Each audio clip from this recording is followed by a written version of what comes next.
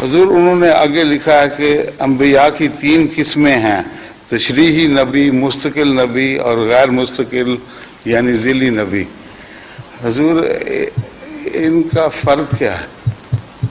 تشریعی نبی وہ جس پہ شریعت اترے، جیسے حضرت صلی اللہ علیہ وسلم، ہاں جی، اور اس سے پہلے بھی تھے۔ جی۔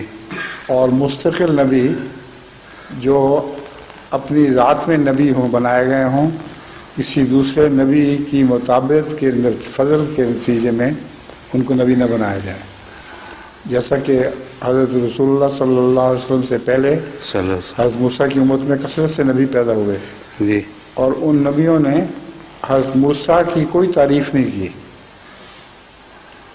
حضرت عیسیٰ نے کسی ایک جگہ بھی حضرت موسیٰ کی تعریف کی ہو تو مجھے دکھائیں۔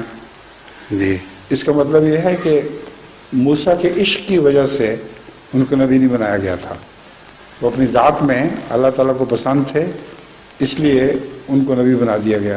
جی، لیکن حضرت مسیح موعود علیہ السلام یہ تیسری قسم ہے، یعنی ایسا نبی جو کسی پہلے نبی کے وسیلے سے نبی بنایا گیا ہو، اس کے عشق کی وجہ سے نبی بنایا گیا ہو، اس کی اپنی ذات نہ رہے، وہ اس میں کھویا جائے، اس کو ذیلی نبی بھی کہتے ہیں اور غیر تشریعی نبی بھی، جو نام بھی رکھ لیں، مگر یہ قسم پہلے موجود نہیں تھی۔